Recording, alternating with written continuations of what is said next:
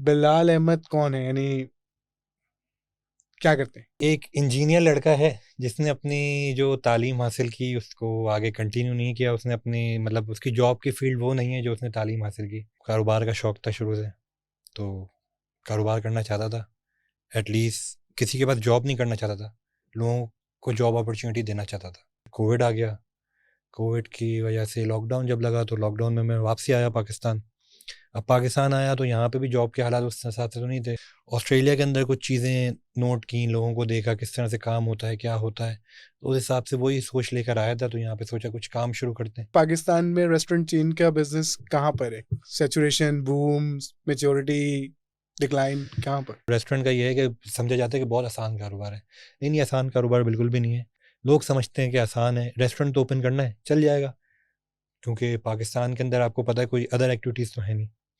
एक एंटरटेनमेंट है, वो है फूड। रेस्टोरेंट्स को जो है वो स्टैंड आउट करने के लिए, आउट ऑफ द बॉक्स जाने के लिए ऐसी क्या स्ट्रेटेजी अपनानी चाहिए? क्वालिटी आपने अच्छी देगी तभी रिपीट करेगा कस्टमर, वरना मेरा ख्याल है उसने पैसे ही खर्च करने, आपको भी पे करके ही खा रहा है, वो कहीं और पे करके खा लेगा। आपको 6 to 7 मंथ लगते हैं मार्केट में एटलीस्ट अपनी जगह बनाने में, क्योंकि जितना कंपटीशन है यहाँ पे फूड का, हर गली के कोने पे आपको जिंगर बर्गर मिलेगा, हर गली के कोने पे आपको पिज़्ज़ा की शॉप मिलेगी।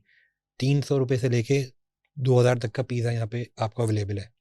लेकिन अब वही डिपेंड करता है कि मार्केट को कौन कैप्चर करता है।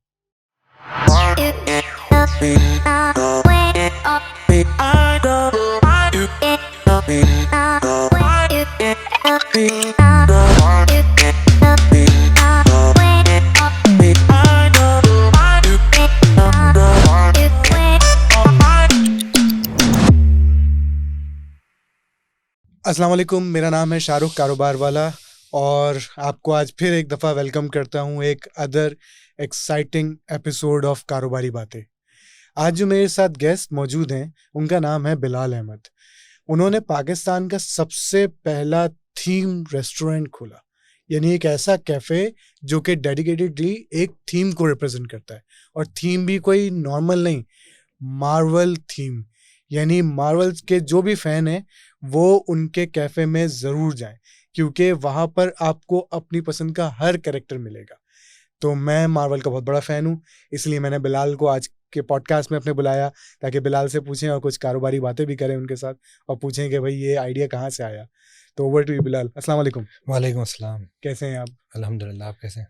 First class. सबसे पहले तो आपके कैफ़े की बहुत तारीफ़ करूँगा, क्योंकि आई जस्ट वेंट देयर। बहुत अच्छा खाना है, बहुत अच्छा कैफ़े आपने बनाया थैंक है। You so much. आपके लिए ही बनाया है, आप जैसे लोगों के लिए, आप जैसे फैंस के लिए, तो अच्छा लगता है हमें भी कि जब किसी को अच्छा लगता है वहाँ पे आना। बिल्कुल, क्योंकि वो अगर आप मार्वल फ़ैन हैं तो मैं सबको यही बोलूँगा कि उस कैफ़े में जाना जो है वो कंपल्सरी है। मैं आपको एड्रेस भी बता दूँ कि वो शरफाबाद पे वाक़ है। ये तारिक रोड के ऑपोज़िट जगह है, वहाँ पर है, और लोकेशन आपको डिस्क्रिप्शन में मिल जाएगी। तो अगर आप भी मार्वल फ़ैन हैं तो please do pay visit there. अच्छा, तो Bilal, come to the podcast, लेकिन हम बात करते हैं उस पे। बिलाल अहमद कौन है, यानी क्या करते हैं? बिलाल अहमद बेसिकली एक लड़का है, लड़का तो है जो दिख रहा है, बेसिकली एक इंजीनियर लड़का है जिसने अपनी जो तालीम हासिल की उसको आगे कंटिन्यू नहीं किया। उसने अपनी उसकी जॉब की फील्ड वो नहीं है जो उसने तालीम हासिल की। तो उसको तालीम कहाँ से हासिल की? मैंने एनईडी से इलेक्ट्रॉनिक्स इंजीनियरिंग की, अच्छा। फिर मैंने ऑस्ट्रेलिया से मास्टर्स किया डीकन यूनिवर्सिटी से इंजीनियरिंग प्रोफेशनल्स में।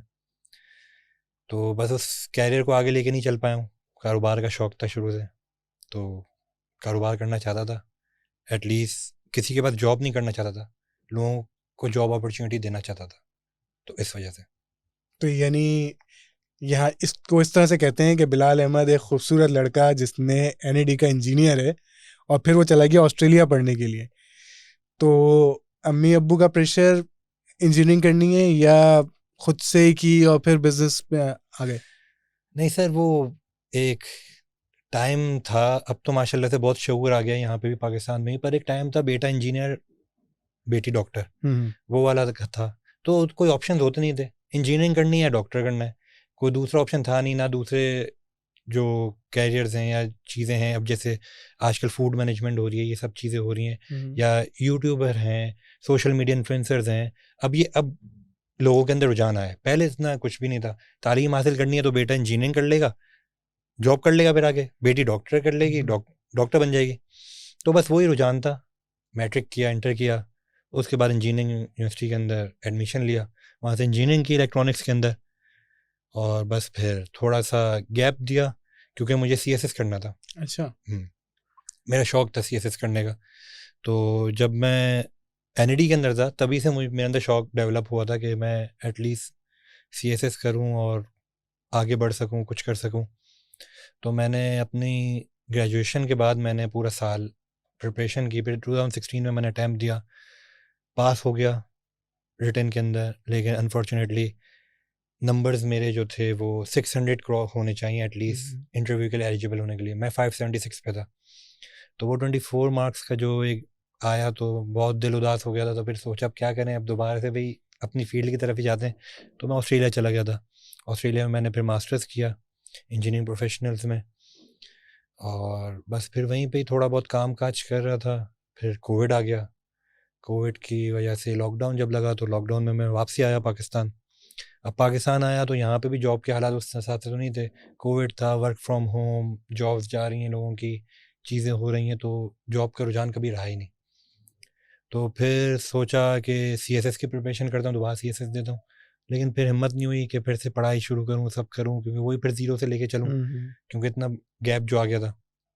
तो बस ऑस्ट्रेलिया के अंदर कुछ चीज़ें नोट की, लोगों को देखा किस तरह से काम होता है, क्या होता है, तो उस हिसाब से वही सोच लेकर आया था। तो यहाँ पे सोचा कुछ काम शुरू करते हैं। अब काम शुरू करते हैं तो क्या काम करते हैं, ये काफ़ी ज़्यादा मुश्किल था कि भाई क्या काम किया जाए, क्योंकि देखा जाए तो बिज़नेस में बिल्कुल एक्सपीरियंस नहीं। मेरे फैमिली में भी जो हैं, मेरे फादर भी जॉब करते हैं, मदर भी जॉब करती हैं, सब जॉब ओरिएंटेड है। बिज़नेस कभी किया नहीं, ना आइडिया है कि किस कैसे होता है। तो एक रिस्क लिया, सोचा कि चलें देखते हैं क्या करना चाहिए। तो बस वही सोच के फिर मार्केट में थोड़ा सा जब रिसर्च की तो फूड का बिज़नेस ऐसा था कि जिसके अंदर थोड़ा सा इंटरेस्ट भी था, क्योंकि ऑस्ट्रेलिया में रहता था, खुद ही कुकिंग करते थे, सब करते थे, तो एक हो जाता है, या कुकिंग का नहीं तो एटलीस्ट खाने का शौक तो सबको होता है। तो बस ये था कि एटलीस्ट लोगों को एक चलें फूड का कारोबार शुरू करते हैं और रेस्टोरेंट बनाते हैं, रेस्टोरेंट चला लेंगे। तो बस इस तरह से इस फील्ड में आए। सही। तो रेस्टोरेंट जो है वो यूजुअली ऑस्ट्रेलिया में सच कोई स्टार्टअप करने का नहीं सोचा कि ऑस्ट्रेलिया में कुछ शुरू करते हैं? नहीं, ऑस्ट्रेलिया में हुआ यही ना कि मैं जब आया तो कोविड की वजह से लॉकडाउन था। फ्लाइट्स भी ऑस्ट्रेलिया के भी फेब में ओपन हुई हैं 2022 के अंदर, तो वो बीच में बहुत ब्रेक था। तो वहाँ का ऑप्शन माइंड में आया भी नहीं कि यार वापसी वहाँ जाऊँ, फिर मेहनत करूँ, इन्वेस्टमेंट करें, सब चीज़ें। तो फिर यही सोचा कि अगर वहाँ पे करना है तो हम पाकिस्तान में कर लेते हैं। सही। तो ऑल ऑफ ये आइडिया कहाँ से आया, यानी कि एक थीम रेस्टोरेंट का? क्योंकि पाकिस्तान में बहुत सारे रेस्टोरेंट्स हैं, थीम कोई भी नहीं था। नहीं, थीम बेस्ड रेस्टोरेंट का आइडिया ऐसी तरह आया कि दुबई गया था, वहाँ पे IMG वर्ल्ड के अंदर गए, वहाँ पे डिफरेंट कैटेगरीज हैं, डिफरेंट थीम्स के, बेसिकली अम्यूजमेंट पार्क बना हुआ है वो, cartoon network, Jurassic world, Marvel भी था। तो बहुत ज़्यादा उससे इंस्पिरेशन मिली कि मैं अगर देखा जाए तो मैं उस शौक के लिए दुबई गया, और फिर दुबई जाके मैं उस चीज़ को एक्सपीरियंस करने के लिए मैं वहाँ पे गया। तो यही ख्याल आया कि बहुत से लोग होंगे जो दुबई जाते होंगे, एक्सपीरियंस करते होंगे, बहुत से ऐसे लोग होते होंगे जो नहीं जाते होंगे, नहीं कर पाते एक्सपीरियंस, सिर्फ टीवी में कैरेक्टर्स देख के खुश हो जाते हैं बच्चे, या जो भी यंग हमारी जो जनरेशन है। तो बस उन्हीं के लिए सोचा कि चलें रेस्टोरेंट बना रहे हैं तो एक थीम बेस्ड रेस्टोरेंट बनाते हैं कि जहाँ पे लोग खाना खाने तो आए पर वो उस थीम को एक्सपीरियंस करने भी आए, जिन कैरेक्टर्स के बारे में वो सोचते हैं, जिनको टीवी में देखते हैं, जिनसे अपने आप को रिलेट करते हैं। कि कोई बच्चा कहता है मैं हल्क हूँ, कोई बच्चा कहता है मैं आयरन मैन हूँ, कोई कहता है मैं स्पाइडर मैन हूँ। तो वो एटलीस्ट उन चीज़ों को वहाँ जाके एक्सपीरियंस कर सके खाने के साथ साथ, कि भाई उस जगह को भी एक्सपीरियंस करे, उस एम्बियंस को एक्सपीरियंस करे, कि भाई अपने सुपर उसके इर्द गिर्द वो सारे सुपर हीरोज़ हैं, तो वो उनके साथ बैठ के खाना खा रहा है, तो एक अच्छे फील है। तो बस वो फील देने के लिए यहाँ पे थीम बेस्ड रेस्टोरेंट ओपन किया। सही। तो अब अगर इसके ऑपरेशंस पे जाएं तो यानी कि क्या आपने कोई बहुत ज़्यादा ब्रेनस्टॉर्मिंग की, कोई क्या प्लान था, कि या बस एक रैंडम टेबल पे डिसाइड हो गया कैसी भी? सर रेस्टोरेंट खोलने का तो रैंडम डाइनिंग टेबल पे डिसाइड हुआ था। मैं थे, मेरी वाइफ थी, मेरे ब्रदर इन लॉ थे, सिस्टर थी, बस हम लोग आपस में बैठे हुए थे, भाई रेस्टोरेंट खोलना है, चलें रेस्टोरेंट ओपन करते हैं। तो बाकी इस थीम के पीछे फिर ये था क्योंकि मैं भी बहुत बड़ा मार्वल फैन हूँ, तो मेरे भांजे हैं, भांजियाँ हैं, उनको भी बहुत शौक है, स्पाइडरमैन सुपरमैन करते रहते हैं हर वक्त। तो फिर यही सोचा कि जब हमारे बच्चों को इतना शौक है, हमारे बच्चे जब इतना सब देखते हैं, तो और भी बच्चे होंगे जो ये सब चीज़ें एक्सपीरियंस करना चाहते होंगे, तो क्यों ना उनको वो एक्सपीरियंस प्रोवाइड किया जाए। तो इसी वजह से एक मार्वल फ़ैन होने के नाते मार्वल फैंस के लिए एक गिफ्ट जिसको कहते हैं कि भाई जैसे मैं इस चीज़ को एंजॉय कर रहा हूँ, आप लोग भी यहाँ एंजॉय करें, तो इसलिए वो थीम खोली। चीज़ों के बारे में कुछ आइडिया था, कुछ जब उतरे ग्राउंड में तब आइडिया हुआ कि किसको किस तरह से करना है। बहुत सी चीज़ें ऐसी थी कि हमने वॉल पे करवाई, फिर हमने उसको उठाया, नहीं ये चीज़ रिलेट नहीं कर पाएगी, इस चीज़ को ऐसे नहीं वैसे नहीं, तो उस चीज़ को कर कराते हमने एक जगह पर बना ली। तो कितना टाइम लगा यानी एक रेस्टोरेंट पूरा एस्टेब्लिश करने में फ्रॉम सर स्क्रैच? मुझे अगर देखा जाए तो रेस्टोरेंट को बनाने में मुझे 3 मंथ्स लगे। यानी 3 मंथ्स के बाद मैंने अपने ऑपरेशन स्टार्ट कर दिए थे, फूड वगैरह मेरा स्टार्ट हो गया था। और इसका सारा काम आपने खुद किया? जी, मैंने और मेरी वाइफ ने बहुत सपोर्ट किया इसके अंदर, और मेरे ब्रदर इन लॉ थे, सिस्टर थी, तो फैमिली की सपोर्ट काफ़ी ज़्यादा थी, तो हमने खड़े होके सब करवाया। अच्छा, किचन सपोर्ट जो है वो भी आपने खुद की है या किचन सर्विसेज अलग नहीं, है? किचन सर्विसेज अलग हैं, हमने एक कंसल्टेंट हायर किया जिससे हमने सब चीज़ों का आइडिया लिया, क्योंकि हमें बेसिकली यहाँ पे एम्बियंस और उस क्वालिटी एक्सपीरियंस के साथ साथ quality taste and quality food भी डिलीवर करना था लोगों को। क्योंकि अब कोई आएगा हमारे पास, वो सिर्फ थीम की वजह से ना आए, थीम तो चले मार्वल है, उस चीज़ को एंजॉय करने आए, लेकिन जो वो एंजॉय करने आए जिसके वो पे कर रहा है, फूड के पे कर रहा है वो, तो वो जो पे कर रहा है तो वो एटलीस्ट वो क्वालिटी उसको मिले। तो इसलिए जो प्रोफेशनल्स हैं हमने उनको हायर किया था, उनके थ्रू ये सब चीज़ें क्रिएट की। अच्छा, इसमें मार्वल जो आपका मार्वलस कैफे है इसमें सिर्फ जो है वेस्टर्न फास्ट फूड है या देसी कुछ भी चलाते हैं? नहीं सर, मार्वल बेसिकली थीम के साथ हमने सिर्फ फास्ट फूड को ही आगे गैदर किया, क्योंकि हम हर फूड को ना रिलेट करना चाह रहे थे सुपर हीरोज से। अब जैसे फॉर एग्जांपल मेरे जो बीफ बर्गर्स हैं वो आयरन मैन बीफ बर्गर्स हैं, तो जो भी वो उस बीफ बर्गर को ऑर्डर करेगा तो उसके बन के ऊपर ना हम आयरन मैन का स्टैम्प देते हैं, ताकि वो जो बच्चा है या जो भी खा रहा है तो वो एटलीस्ट उस चीज़ को भी एक्सपीरियंस कर रहा है कि भाई वो आयरन मैन उसको दिख रहा है खाते हुए। बाकी चिकन को हमने स्पाइडरमैन से किया तो स्पाइडरमैन का स्टैम्प देते हैं। ऐसे ही हमारे फिली चीज़ स्टेक सैंडविचेस हैं, उसको हमने थॉर से रिलेट करने की कोशिश की, और पिज़्ज़ा हमने कैप्टन अमेरिका से रिलेट किए। तो इस तरह से हमने कैरेक्टर्स को लेते हुए इस तरह से चले हैं। तो फास्ट फूड में इसको किया है, देसी की तरफ आ नहीं पाए क्योंकि उन कैरेक्टर्स को देसी के अंदर हम कर नहीं सकते थे कि भाई कैप्टन अमेरिका चने की दाल या कैप्टन अमेरिका कोरमा, तो इस वजह से आयरन मैन कढ़ाई। आयरन मैन कढ़ाई कि भाई ये कढ़ाई खाएं आयरन मैन बन जाए। इफ इट्स एन इनोवेशन तो कुछ भी कर सकते हैं। हाँ, करने को तो बिल्कुल बहुत कुछ किया जा सकता है, लेकिन लोगों को रिलेट भी तो करना है। क्या समझते हैं पाकिस्तान में रेस्टोरेंट चेन का बिजनेस कहाँ पर है? सैचुरेशन, बूम, मैच्योरिटी, डिक्लाइन, कहाँ पर? सर 50-50 है मेरा ख्याल है, इतना तजुर्बा तो नहीं है, जितना भी हुआ है उससे यही पता चला है कि जो आइडिया हुआ है, एनालिसिस किया है खुद, कि 50-50 है। रोज़ाना 10 रेस्टोरेंट खुल रहे हैं तो 15 रेस्टोरेंट बंद भी हो रहे हैं, क्योंकि वही चीज़ है, लोग आसान कारोबार की तरफ जाते हैं। तो रेस्टोरेंट का ये है कि समझा जाता है कि बहुत आसान कारोबार है, लेकिन ये आसान कारोबार बिल्कुल भी नहीं है। ये पूरे 12 घंटे का काम है। यानी एक काम तो ऐसा होता है जिसमें आप काम शुरू करते हैं, आप हो नहीं हो फ़र्क नहीं पड़ता, लेकिन इस काम को आपने पूरा का पूरा टाइम देना है, शुरू से लेके एंड तक। आप होगे तभी वो क्वालिटी को मेंटेन कर सकोगे। अगर आपने जहाँ पे नज़रें हटाई या छोड़ा तो आपकी क्वालिटी गिरने लग जाएगी। तो काम है मुश्किल। लोग समझते हैं कि आसान है, रेस्टोरेंट तो ओपन करना है, चल जाएगा, क्योंकि पाकिस्तान के अंदर आपको पता है कोई अदर एक्टिविटीज़ तो है नहीं। एक एंटरटेनमेंट है, वो है फूड। हर फैमिली कहीं कहाँ करना है, क्या करना है, कहीं जाना है, खाना खाना है, तो सिर्फ एक खाना खाने ही लोग जा रहे हैं। तो जब वो खाना खाने जा रहे हैं तो वो जो पे कर रहे हैं तो वो उसके साथ उस क्वालिटी को भी मांगते हैं कि भाई जब मैं इतना पे कर रहा हूँ, अगर फॉर एग्जांपल मैं 600 रुपये या 550 रुपये का बर्गर खा रहा हूँ, तो अगर वो 550 वाली क्वालिटी होगी तभी खाऊंगा, वरना मैं नहीं खाऊंगा। तो उस हिसाब से देखा जाए तो 50-50 है। बहुत से लोग इस बिज़नेस में आ जाते हैं, फिर आगे उनके जो एक्सपेंसेस हैं, जो सब चीज़ें हैं, वो सब कैरी ऑन नहीं कर पाते, बर्डन नहीं उठा पाते, तो वो फिर बंद भी कर रहे हैं। तो मेरा ख्याल है ये 50-50 है तो आपको चाँद तक पहुँचा देगा ये, नहीं है तो फिर किसी लायक नहीं छोड़ेगा। अच्छा, क्या समझते हैं कि जो रेस्टोरेंट बंद हो रहे हैं उनकी वजह क्या है और जो सक्सेसफुल हैं उनकी वजह क्या है? सर जो रेस्टोरेंट बंद हो रहे हैं उनकी वजह ये है कि वो उस चीज़ को मैनेज नहीं कर पा रहे प्रॉपर, क्योंकि जिस हिसाब से प्राइसिंग हो रही है, अब जिस हिसाब से इन्फ्लेशन हमारे मुल्क में अभी जो करंट सिनेरियो अगर आप देखें तो जो चल रहा है, तो हर चीज़ की जो प्राइस है ना वो ऑलमोस्ट 50% बढ़ गई है।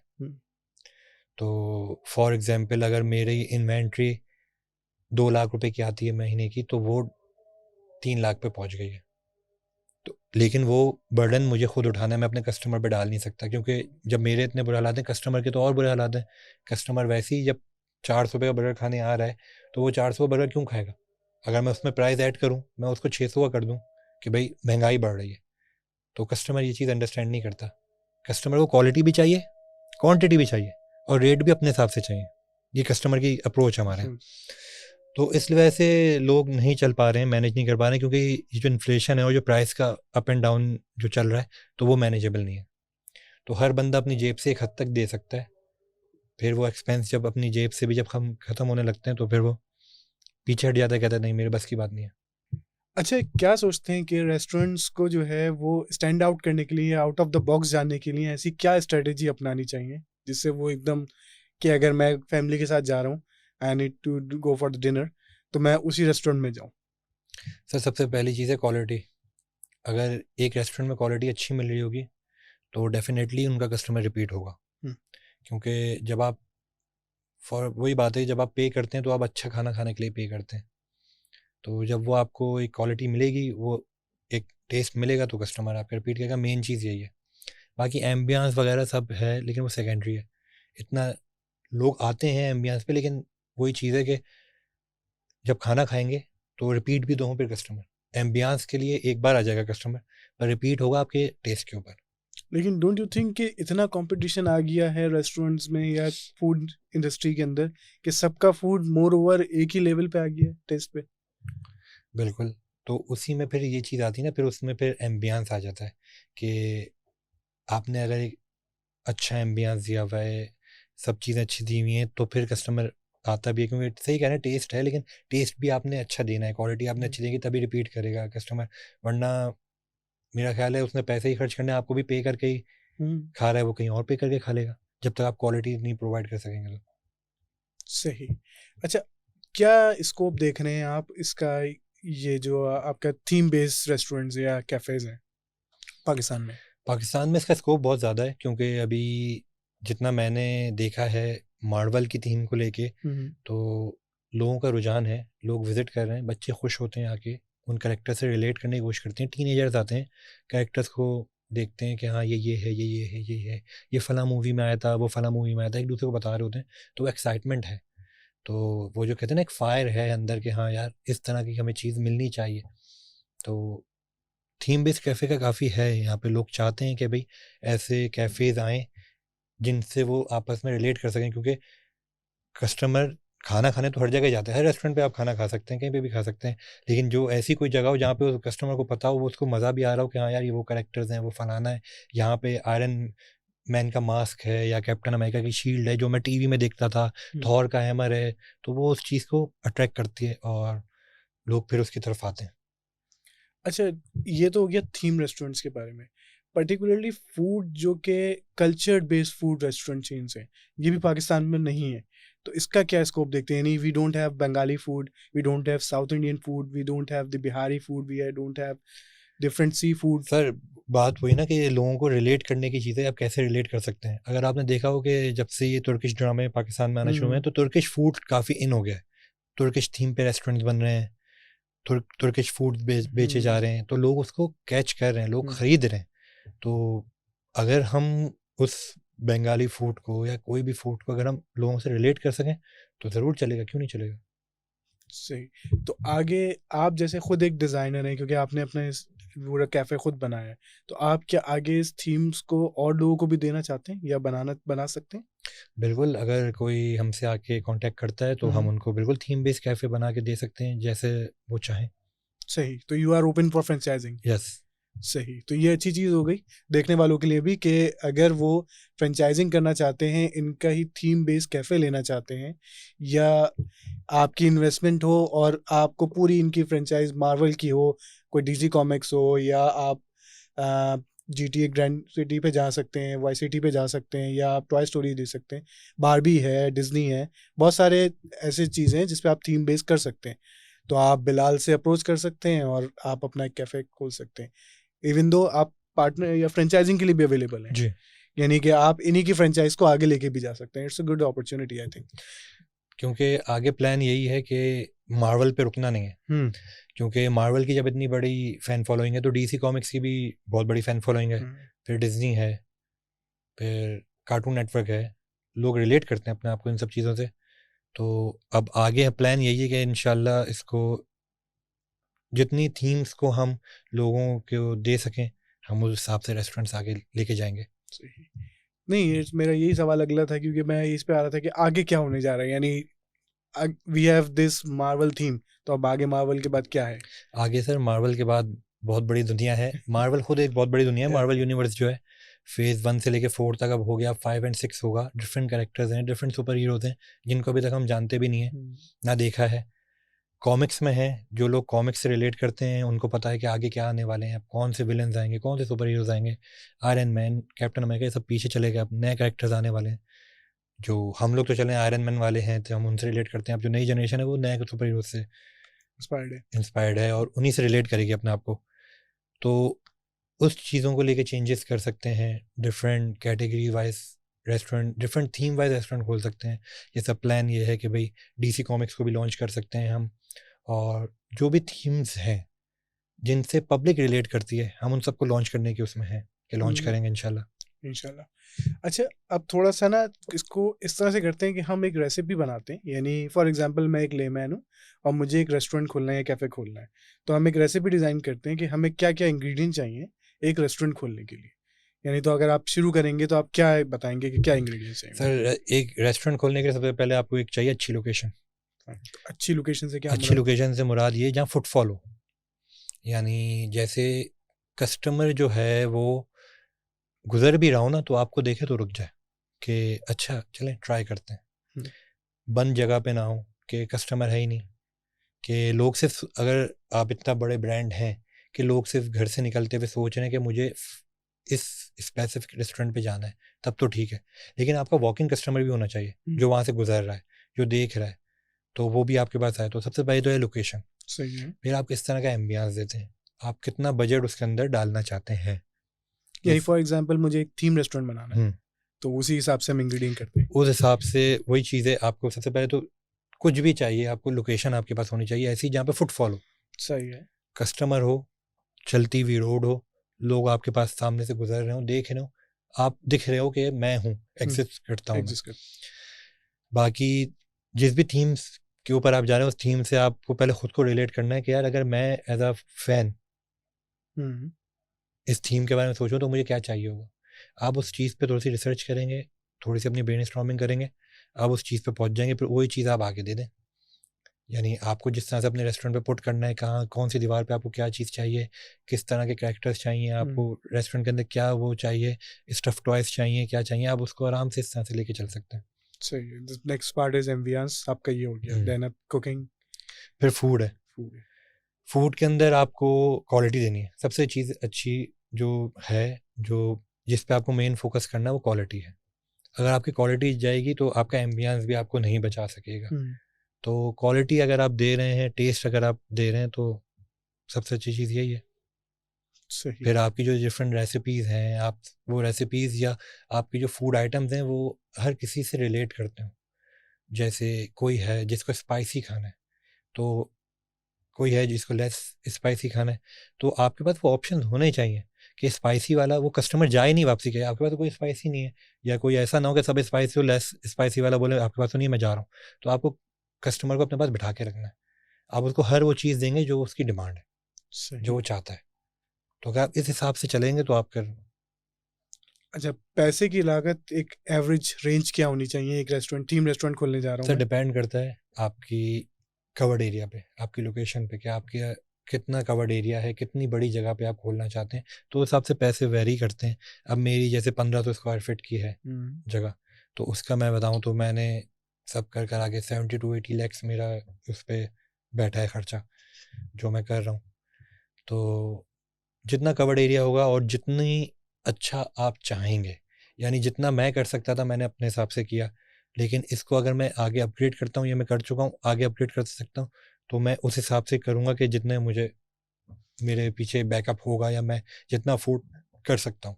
सही, यानी आपने बताया कि अगर 1500 गज की जगह है आपकी, तो आपने तकरीबन 70-80 लाख रुपए लगा दिए। ये भी तकरीबन आप बात कर रहे हैं फरवरी की बात कर रहे जी। हैं। तो अभी जैसे अभी आप उसको 10 मिलियन कर लें। हाँ, 1 करोड़ रुपए समझ लें। तो 1 करोड़ में कितना फुटफॉल या कितनी डेली सेल्स चाहिए आपको ब्रेक इवन पे आने के लिए?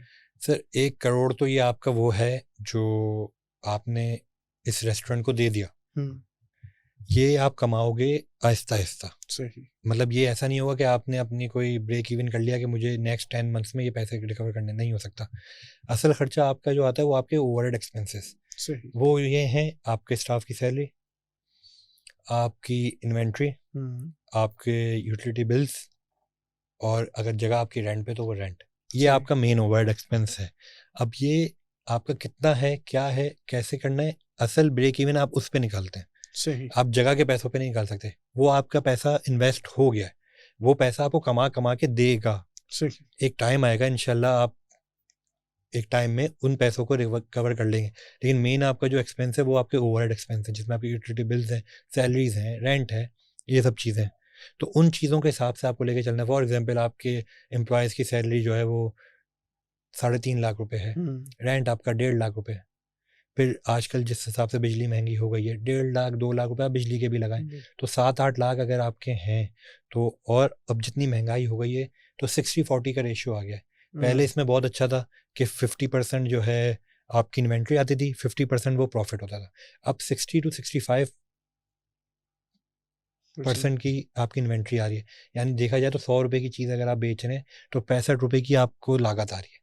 सही। गैस मिला के, सब कुछ मिला के, आपकी जो वो इन्वेंट्री है, सब चीज़ें हैं, वो सब मिला के आपको 65 रुपए की उस पर लागत आ रही है। तो आप जब एक चीज़, आपको 10 लाख रुपए निकालने ही निकालने, जो आपका खर्चा है, प्रॉफिट नहीं है ये आपका, ये आपका खर्चा है, तो उसको करने के लिए आपको एटलीस्ट दिन की लाख रुपए की सेल चाहिए। यानी अगर आप दिन की लाख रुपए की तो सेल्स महीने के आप 30 लाख पे खड़े हुए होंगे, जब महीने के 30 लाख पे खड़े होंगे तो आप उसके अंदर लगा लें 18 लाख रुपए का आपका चला गया एक्सपेंसेस चले गए। सही है, ओवरहेड जो है आपके, ओवरहेड आपकी जो इन्वेंट्री है वो चली गई। 10 लाख आपका ओवरहेड है तो 2 लाख रुपए आपको बचा रहे पीछे। सही। 30 लाख पे भी आप 2 लाख रुपए बचा रहे हैं सिर्फ, क्योंकि एक्सपेंसेस बहुत है। एक्सपेंसेस बहुत है, यानी आप 1 करोड़ रुपए तो आपकी जो फिक्स कॉस्ट है वो चलेगी। अब ये वेरिएबल में आप ये गेम खेल उसमें गेम खेल रहे हैं। जिस दिन आपकी जैसे मंथ में आपका नहीं चला या फिर शुरू में स्टार्ट में आप स्ट्रगल करते हो तो वो आपको सब ओवरहेड एक्सपेंस जेब से देने। सही। आप रुकोगे तो नहीं, क्योंकि कोई भी ऐसा नहीं है जो सैलरी ना ले। आपको यूटिलिटी बिल्स भी पे करने हैं, आपको रेंट भी पे करना है, आपको सब पे करना है, तो वो आपका जेब से ही जा रहा होता है और वो ओवरहेड एक्सपेंस आपके अंदर ऐड होते रहते हैं। तो वो आपको, ये तभी कहते हैं कि अगर आपको इस बिजनेस में आना है, आप में पेशेंस होने चाहिए, बैकअप होना चाहिए थोड़ा, कि भाई सब कुछ ना लगा दें, इतना बैक पे रखें कि एटलीस्ट 6 to 7 मंथ सर्वाइव कर सकें। सही। अच्छा, आप एक मिथ को मानते हैं? मैंने सुना है कि रेस्टोरेंट्स अगर चलते हैं और एक टाइम फ्रेम क्रॉस कर लें तो एक पहिया घूम जाता है, फिर फुटफॉल जो है वो डिफॉल्ट हो जाता है, फिर आपको उसमें मेहनत करने की जरूरत नहीं है, लोग आ ही जाते हैं। सर वही है ना, जैसे कुछ रेस्टोरेंट होते हैं उनका 6 मंथ्स का होता है, कि कुछ का 1 साल का होता है, कि जब 1 साल तक वही कहते हैं कि भाई आपने एटलीस्ट 1 साल तक का बैकअप रखना है अपने ओवरहेड एक्सपेंसेस का, बंद नहीं करना है। क्योंकि आप आहिस्ता आहिस्ता जब मार्केट में आए ना, लोग आपको जान रहे हैं, फिर जब वो कस्टमर आपके पास आता रहता है ना, फिर वो रिपीट कस्टमर आपका बनता है। तो वो 1 साल बाद जो कस्टमर दोबारा आपके पास आ रहे हैं ना, तो वो आपका रिपीट कस्टमर है, तो आप डिफॉल्ट पे चले जाते हैं कि आपको पता है ये कस्टमर तो है ही मेरा, सही। इसने आना है मेरे पास। या फॉर एग्जाम्पल 2-3 महीने से अगर आपके पास क्राउड अच्छा है, रोज़ाना की आप 50 से 60 हज़ार रुपये की सेल करते हैं, तो आपका एक एवरेज निकल आता है कि यार 50-60 हज़ार रुपये की सेल तो मेरी चल रही है, तो इस हिसाब से मैं अपनी चीज़ों को आगे लेके चल सकता हूँ। पर शुरू के अंदर ऐसा नहीं होता, शुरू के अंदर आपका नया नया खुलता है तो लोग ज़्यादा आते हैं, आप एकदम से शूट करते हो कि आपकी रोज़ाना 2 लाख की सेल हो रही है, 3 लाख की सेल हो रही है, फिर वो आहिस्ता आहिस्ता आहिस्ता आहिस्ता रुझान कम हो जाती है, क्योंकि लोगों का फर्स्ट वो एक्सपीरियंस जो होता है, जो एक उनको एक्सपेरिमेंट करना होता है, वो पहुंच जाते हैं, वो पहुंच के खा लेते हैं। अब अगर आपका खाना अच्छा होगा वो रिपीट करेंगे, नहीं अच्छा होगा तो आपको टाटा बाय बाय कह के चले जाएंगे। सही। तो फिर आपको टाइम लगता है, फिर आपको 6 to 7 मंथ लगते हैं मार्केट में एटलीस्ट अपनी जगह बनाने में। क्योंकि जितना कंपटीशन है यहाँ पे फूड का, हर गली के कोने पे आपको जिंगर बर्गर मिलेगा, हर गली के कोने पे आपको पिज़्ज़ा की शॉप मिलेगी। 300 रुपये से लेके 2000 तक का पिज़्ज़ा यहाँ पे आपको अवेलेबल है। लेकिन अब वही डिपेंड करता है कि मार्केट को कौन कैप्चर करता है। अच्छा, आपके ख्याल में टीम आपकी क्या रोल प्ले करती है एज रेस्टोरेंट चेन? टीम कितनी इंपॉर्टेंट है? टीम किस हिसाब से, मतलब आपके स्टाफ, वेटर्स, आपके कुक, मैनेजमेंट टीम? सर असल चीज़ तो देखा जाए तो जो टीम है वही करती है, क्योंकि अगर एक शेफ़ है या किचन स्टाफ है, अगर वो अच्छा खाना, वो क्वालिटी मेंटेन नहीं कर पाएगा तो फूड आगे सेल नहीं होगा। या एक मेरा सर्वर है, वेटर जिसको आप कह लें, जब तक अगर एक कस्टमर आएगा उसको प्रॉपरली ग्रीट नहीं करेगा, उसको अच्छी सर्विस नहीं देगा, तो उसकी वजह से भी कस्टमर आपका बहुत ज़्यादा वो हो जाता है। तो हर चीज़ें आपस में इंटरकनेक्टेड हैं, सब रिलेट करती हैं। अच्छी सर्विस, अच्छा खाना, ये दोनों चीज़ें होंगी, अच्छा एम्बियंस, ये तीनों चीज़ें जब मिक्सचर बनेगी, कस्टमर आपका है। अच्छा, कंपटीशन बहुत है, तो रिटेन करने के लिए क्या होता है? यानी आजकल शेफ को कोई और डबल पैसे दे दे तो आप अब क्या? सर ये थोड़ी सी मार्केट के अंदर है मसला कि भाई जब एक चीज़ नाम बन जाती है तो लोग यही सोचते हैं, जैसे एक नया रेस्टोरेंट खोल रहे होते हैं तो एक बंदे या एक किसी भी बंदे को अगर फास्ट फूड खोलना है तो वो पहले देखेगा फास्ट फूड में अच्छा रेस्टोरेंट कौन सा है चलता हुआ, देखेगा, बोलेगा इसका शेफ़ कौन है, 2 लाख मिल रहे हैं, मैं तुम्हें 2.5 लाख रुपए देता हूँ। लेकिन वो ये चीज़ नहीं समझता कि वो शेफ़ जो है वो बना रहा है जो उसको बताया जा रहा है। असल चीज़ है रेसिपी। ट्रू। जब तक वो रेसिपी अच्छी नहीं होगी ना, जितने से अच्छा शेफ़ हो वो उस चीज़ को कॉपी नहीं कर सकता। जब आपको एक रेसिपी पता होगी, अब जैसे फॉर एग्जांपल कोई भी रेस्टोरेंट है, हर रेस्टोरेंट की एक अपनी रेसिपी है, अपना सीक्रेट इंग्रेडिएंट है जो वो डालता है तो उसकी चीज़ सेल हो रही है। उस शेफ़ को उसको बनाना आता है, लेकिन उसको किस तरह से बनाया जा रहा है ये नहीं पता उसको सिर्फ बताया गया है कि आपने इतना सॉस डालना है, ये सॉस कैसे बना है उसको नहीं पता है, सॉस बन के आ रहा है पीछे से, आपने इतना सॉस डालना है, आपने इतना पैटी डालना है, आपने इतनी वेजीज डालनी है, आपका बर्गर तैयार। लेकिन वो पीछे जो उसकी बैक एंड पे काम चल रहा है वो उस शेफ़ को नहीं पता। तो वैसे होता है, लोग इस तरह से काफ़ी है कि भाई इस फील्ड के अंदर वेटर्स जो होते हैं वो आते जाते रहते हैं, ऐसी कुक्स भी जो हैं आते जाते रहते हैं। तो उसमें यही है कि आपको उनको होल्ड करके रखना होता है, थोड़ा सा जो भी है, अगर जहाँ पे थोड़ा सा बिगड़े आप उनको थोड़ा सा आगे अच्छी वो देके ऑफर देके आप उनको रिटेन कर सकते हैं। सही। टाइमिंग कितनी इंपॉर्टेंट है रेस्टोरेंट चेन में? सर टाइमिंग भी ना डिपेंड करती है कि आपकी एरिया कैसा है, आप कहाँ पे हैं। अब जैसे फॉर एग्जांपल आप एक यूनिवर्सिटी के सामने बैठे हुए हैं तो आप तो 12 बजे से ओपन करेंगे, क्योंकि जब लंच ब्रेक होता है सब चीज़ें होती हैं तो आप उसको लेके चल सकते हैं। या फॉर एग्जांपल आप शारा फैसल पे हैं, ऑफिस के बीच में, तो आपको ऑफिस की टाइमिंग के हिसाब से चलना पड़ेगा कि भाई मेरा जो मेन कस्टमर है वो ऑफिस के एम्प्लॉयज़ हैं, वो इस टाइम पे फ्री होते हैं, इसी टाइम पे मेरा रनिंग करेगा, उसके बाद तो मेरी नहीं है। तो टाइमिंग जगह के हिसाब से मैटर करती है, उस लोकेलिटी के हिसाब से मैटर करती है कि आप क्या बेच रहे हैं और किसको बेच रहे हैं। सही। अच्छा, क्या समझते हैं कि इनोवेशन कितनी ज़रूरी है फूड इंडस्ट्री में आजकल के दौर में? आजकल के दौर में इनोवेशन रोज़ाना की बुनियाद पे ज़रूरी है। अच्छा। यानी आप एक ही चीज़ अगर प्रोडक्ट एक कस्टमर को बेचेंगे तो वो तंग आ जाएगा खा के, उसको कुछ नया चाहिए। तो कढ़ाई तो हमारी सदियों से चलती आ सर रही है, उस आज भी कढ़ाई में भी डिफरेंट वेरिएंट्स है ना, पेशावरी आ गई, दुम्बा आ गई, चल। सलातीन स्पेशल, डिफरेंट स्पेशल। हाँ। उन्होंने है वही, एक जो है वो लाल है, एक सफ़ेद है, बन एक ही अंदाज से रही है, सब कुछ है, बस डिफरेंट नाम दे दिया है। सही। क्रीमी कढ़ाई, फलाना कढ़ाई। तो उन्होंने सिर्फ लोगों को वेरिएंट्स दिए कि ये ऑप्शन है।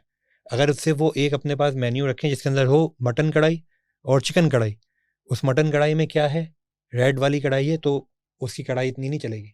उसने उस कढ़ाई में भी 6-7 ऑप्शन दे दिए कि आपका जो दिल चाहे सर वो आप खाएं।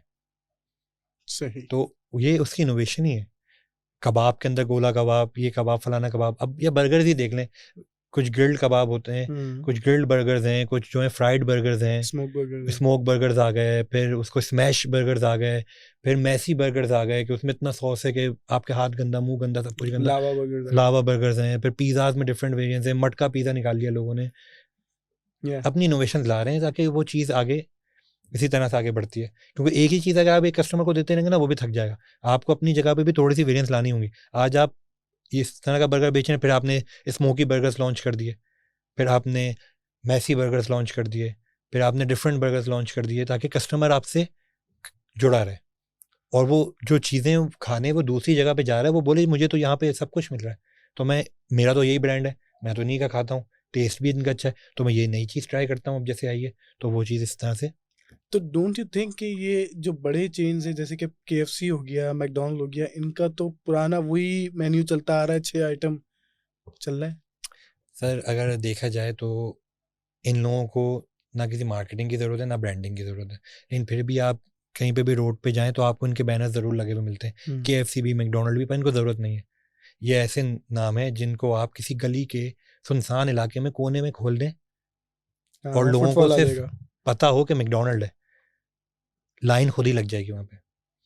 लेकिन फिर भी ये अपनी ब्रांडिंग करते हैं, अपने इनोवेशंस लाते हैं। अब जैसे फॉर एग्जांपल KFC ने बीच में एक बर्गर निकाला, अभी फिर से इन्होंने एक बर्गर निकाला है चीज़ वाला, तो वो इनोवेशंस ला रहे हैं, इनको भी ज़रूरत है, इनको पता है कि मार्केट में कंपटीशन इतना है, लोग KFC के नाम पे ख़रीद तो रहे हैं, लेकिन वो KFC आ रहे हैं उनके फूड की वजह से, तो अगर वो उसके अंदर चेंजेस नहीं लाएंगे, डिफरेंट प्रोडक्ट्स उनको इंट्रोड्यूस नहीं करवाएंगे, तो कस्टमर उनका चेंज हो जाएगा, जहाँ पर उसको उतने पैसों में कोई दूसरी चीज़ मिल रही है। सही। अच्छा, स्लोगन कितना ज़रूरी होता है किसी भी फूड चेन के लिए? यानी कि मैकडॉनल्ड की बात करें तो I am loving it, KFC की बात करें फिंगर लिकिंग गुड, तो क्या समझते हैं? सर बात यही है कि इंसान की एक कोई चीज़ होनी चाहिए जिसको लोग याद रखें, सही है। तो अब जैसे आपने बोला McDonald I am loving it, तो अब एक बंदा जब सुनता है ना मैकडोनल्ड तो वो कहता है आई एम लविंग इट, तो वो स्लोगन बहुत ज़रूरी है। एक ब्रांड, अगर आप ब्रांड बना रहे हैं, अगर एक ब्रांड की तरफ आप जा रहे हैं तो आपको स्लोगन एक चाहिए ऐसा जो लोगों को याद रहे, नाम बगैर भले भूल जाए लेकिन जहाँ वो सुनेंगे ना आई एम लविंग इट, उनके दिमाग में मैकडोनल्ड आ जाएगा। तो ये चीज़ें मैटर करती हैं ब्रांड बनाने में, ब्रांडिंग में। तो फूड चेन को क्या देख रहे हैं कि ब्रांड्स इसमें से उभरेंगे आगे जाके, या ये रेस्टोरेंट्स तक ही महदूद रहेंगे? नहीं नहीं, अभी अगर हम देखा जाए तो पाकिस्तान के अंदर बहुत सी ऐसे फूड चेन्स हैं जो अब ब्रांड्स बन गए हैं, जिनकी 10+ फ्रेंचाइजेज हैं, उनकी ब्रांचेस हैं, कंट्री वाइड वर्ल्ड वाइड भी जा रहे हैं। तो लोगों के अंदर रुझान आ रहा है अब, सोशल मीडिया का जो यूज़ है उसको अब वो प्रॉपर यूज़ कर रहे हैं, अपने लिए ब्रांडिंग कर रहे हैं, मार्केटिंग कर रहे हैं, क्योंकि जितना कस्टमर आपको सोशल मीडिया से मिल सकता है कहीं से भी नहीं मिल सकता। ऐसे ही। आपने एक पोस्ट को बूस्ट करना है, कुछ पैसों में कुछ घंटों के अंदर 10,000 लोगों तक वो पहुंच जाएगी। बिल्कुल ऐसे ही। तो जितना आपको उससे वो मिलेगा बूम, वो किसी और तरह से नहीं मिल सकता। लेकिन फिर भी लोग जो हैं काफ़ी मेहनत कर रहे हैं और अब लोग इस तरफ आ रहे हैं। अब लोग एक पे नहीं रुक रहे कि भाई मैंने एक रेस्टोरेंट खोल लिया, चलो अब यही है मेरा ख़ानदानी रेस्टोरेंट है, मैंने बनाया है, कल को मेरा बच्चा इस पर बैठेगा, फिर मेरा उसका बच्चा बैठेगा, तो अब उस पर नहीं, अब लोग जो है फ्रेंचाइजेस पे आ गए, लोग ब्रांचेस पे आ गए। फॉर एग्जाम्पल स्टूडेंट बिरयानी, वो भी एक जगह से शुरू हुए थे, अब वो हर जगह है, बाहर भी हैं, सऊदीया में है, सब है। तो उन्होंने भी अपनी ब्रांड को अब आगे उन्होंने बना दिया। वरना अगर स्टूडेंट बिरयानी जो थी, लोग नाज़िमाबाद से सदर खाने जा रहे थे, तो उनको ज़रूरत नहीं थी ब्रांचेस खोलने की, लेकिन उन्होंने बोला नहीं, उनको एक ब्रांड बनना था, तो वो ब्रांड बन गया। उन्होंने अपने हर एरिया के अंदर उन्होंने उस ब्रांड को पहुँचा दिया कि भाई जिसको नाज़िमाबाद वाला नाज़िमाबाद में खा ले, गुलशन वाला गुलशन में खा ले, सदर वाला सदर में खा ले। सही। तो अब लोगों के अंदर ये ऐसी सोच आ रही है कि मुझे ब्रांड बनना है, ब्रांडिंग की तरफ जाना है, अब एक जगह पे मेरा गुजारा नहीं होगा, इस चीज़ को मुझे आगे लेके चलना है, तो और लोग ऐसा कर भी रहे हैं। सही। अच्छा, क्या आप कहेंगे अपने एनालिसिस के हिसाब से कि अगर मैं फॉर एग्जांपल 10 मिलियन लगाऊं, एक एज अ लेमैन बात कर रहा हूँ, और ROI क्या एक्सपेक्ट करूंगा कि मेरा रिटर्न ऑन इन्वेस्टमेंट कितना, कब तक रिकवर होगा? सर एटलीस्ट आपने 1 साल तक तो वेट करना पड़ेगा, रिटर्न ऑन इन्वेस्टमेंट एटलीस्ट, क्योंकि बात वही है कि अगर चलने को तो वो आपके नेक्स्ट डे से आपको रिजल्ट देना शुरू कर देगा, लेकिन अगर आप एक जनरली बात करें, अगर हम उस प्रैक्टिकल होकर अगर हम बात करें तो हमें 1 साल चाहिए। 1 साल में ROI तो पूरा नहीं होगा ना, यानी कि लेकिन आपका रेस्टोरेंट इतना स्टेबल हो जाएगा कि वो ROI की तरफ आपको ले जाएगा, लेके जाना शुरू कर देगा। यानी आपके फिर जेब से कुछ नहीं जा रहा होगा, आपको उल्टा मिल रहा होगा। फिर जब वो 1 साल में आप इतने स्टेबल हो जाएंगे, आप इतने ब्रांड बन जाएंगे, फिर आपके अंदर और कॉन्फिडेंस बिल्डअप होगा, आप उसकी डिफरेंट ब्रांचेस की तरफ जा सकते हैं। जब आप डिफरेंट ब्रांचेस की तरफ जाएंगे, ज़्यादा लोगों के अंदर आपका पता चलेगा ब्रांड का, तो ऑटोमेटिकली आपका ब्रांडिंग आगे सस्टेन करने लगेगा और आगे तरक्की करने लगेगा। फ्रेंचाइजिंग क्या रोल प्ले करती है बिजनेस ग्रोथ में? फिर देखा जाए तो बहुत ज़्यादा रोल प्ले करती है, क्योंकि फॉर एग्जांपल अब जैसे मैं हूँ, मेरा थीम बेस्ड कैफ़े और भादराबाद के एरिया के अंदर है। तो मेरा जो कस्टमर है नाज़ाबाद वाला, जिसको दिल चाह रहा है खाना खाने का, लेकिन वो मुझसे 15 किलोमीटर दूर है, तो वो आते हुए सोचेगा। यही अगर मेरी एक ब्रांच नाज़ाबाद में होती, मेरा एक फ्रेंचाइज नाज़ाबाद में होता, तो वो आराम से जा सकता था, उसको प्लान नहीं करना पड़ेगा। अब वो मेरे पास आएगा प्लान करके कि चलो जिस दिन मैं फ्री होऊंगा ना, ट्रैफिक भी बहुत होता है, सब होता है, मैं प्लान करके जाऊंगा, यहाँ पे मार्वलस विजिट करूंगा। अब मेरी ब्रांच अगर मेरी नाज़ाबाद में, तो वो दोस्तों के साथ बैठा होगा, बोलेगा चलो चलते हैं, या घर पे डिलीवरी करवा लेगा। अब 15 किलोमीटर से कोई डिलीवरी करवाएगा मेरे पास से, तो खाना तो उसको ठंडा ही मिलेगा। ये उसको भी पता है चीज़ कि खाना तो ठंडा हो ही जाना है। तो अगर मेरी ब्रांचेज हों, फ्रेंचाइज सिस्टम चल रहा हो, या फ्रेंचाइजिंग पे मैं हूँ, हर एरिया में मेरी एक ब्रांच है, तो लोग उससे फ़ायदा उठाएंगे और मुझे भी फ़ायदा होगा उससे कि मेरा कस्टमर जो है, जो दूर से आना चाहता है, एटलीस्ट आएगा तो मेरे पास, दूसरी ब्रांच में आएगा पर आएगा। सही। तो मुझे तो बस यही जानना था, क्योंकि मैं जो अपना शो करता हूँ वो एज लेमैन लोगों के लिए करता हूँ, कि वो बिजनेस और कारोबारी बातें समझ सकें और जान सकें कि किस तरह, क्योंकि आज मैंने आपसे सिर्फ इतना ही निकलवाया है कि एक रेस्टोरेंट खोलना हो तो मुझे क्या क्या इंग्रेडिएंट्स चाहिए होंगे और क्या नहीं। तो ये थी बिलाल की जर्नी। उन्होंने कैसे एक एनईडी का लड़का जो कि इंजीनियरिंग करके ऑस्ट्रेलिया गया, वहाँ से मास्टर्स किए, जॉब की, और आके पाकिस्तान वापस अपना रेस्टोरेंट खोला, एक थीम बेस्ड रेस्टोरेंट जो कि पाकिस्तान में नहीं अवेलेबल था। He is pioneer in it और he is open to franchise. सबसे अच्छी चीज़ ये है, सिखाने के लिए तैयार हैं और आगे इल्म देने के लिए तैयार हैं। आप इनसे फ्रेंचाइजिंग ले सकते हैं, आप इनसे थीम बेस्ड रेस्टोरेंट बनवा सकते हैं, और इज़ टू नाइस गाय। अभी मेरी बात हुई तो मुझे अच्छा लगा बात करके इनसे। तो उम्मीद है आपको ये शो भी समझ अच्छा लगा होगा।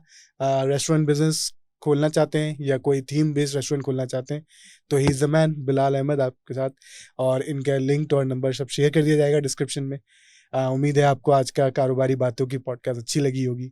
तो इसी तरह अगले हफ्ते एक नए मेहमान के साथ हाजिर होंगे कुछ कारोबारी बातें करने के लिए। अब तक के लिए मुझे इजाज़त दीजिए, आपके होस्ट को, शाहरुख कारोबार वाला। अल्लाह हाफ़िज़। सही